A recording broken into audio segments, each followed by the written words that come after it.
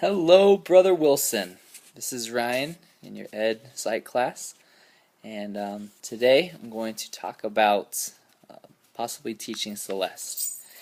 Now, I've got the great opportunity to teach Celeste, and it's been really cool just to think about different things I could do with her and with maybe the family. I'm going to start out by just giving my top 10 possible things to talk about. My number one thing would be some of these include her Celeste personally, some include your family. My first thing I thought about was maybe talking about taking care of the needs of Celeste. This would be with a sibling, perhaps one of the younger siblings who can maybe think a little bit more about Celeste. The next thing would be working with Celeste directly, and that would be just feeling different surfaces, different textures, different touches, and just so Celeste could experience some different things that maybe she hasn't felt before. Next one would be to teach Celeste siblings the importance of love, the how to love, why to love, and why it's so important for Celeste specifically to love. The next one would be to help the siblings kind of figure out like how to help with Celeste scratching and pulling. You said that was something that she's been doing a lot of lately, was just grabbing, and she's got the fingernails, she pulls the hair, it hurts, and so just talking with her siblings or family members, and maybe critical thinking, some higher level thinking of how to help with that. Next would be to help with maybe some of the younger siblings to develop some more extrinsic traits, some non-egocentric traits. Sorry, and to help them figure out how to look out more for others, including using Celeste as a prototype, but also many others.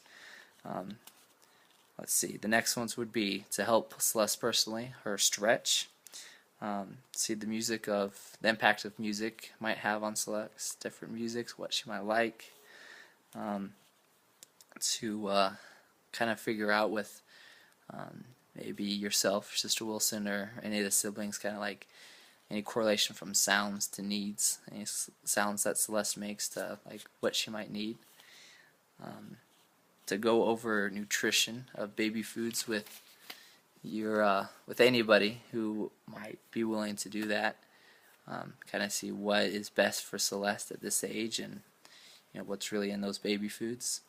And but I think the one that I kind of decided on was to talk to one of Celeste's siblings about maybe the history of baby care, see kind of where we've been, where we are going, and where we're at, and why changes have been made. And that might help them think a lot more deeply, more critically about why we are where we're at.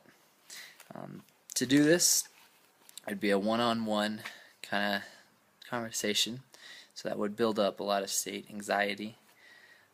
I would first out, depending on who it is, kind of teach for understanding, find out where they're at, what they know, do a little pre-assessment there. I would maybe even use a prototype of a baby to show good or bad baby care. I might even use something silly like a football, and that might cause a little situational interest if it's something a little bit silly instead of just a typical baby doll. I'll have non-examples. I drop the football or something, and so they'll understand. If it was a younger sibling, so they could understand the no's and the yeses of baby care. I'd be at their level, so it'd be a lot more proximity, a little closer, so it's a one-on-one, and they might feel a lot more comfortable that way. I would come up with some mnemonic devices to help them know maybe certain things about baby care, about after feeding, how long to wait to burp them, to burp Celeste, or anything that they might be helpful. I would help them figure things out, see where they're at, see where their self-efficacy is, how confident they are with baby care, and just kind of springboard from there.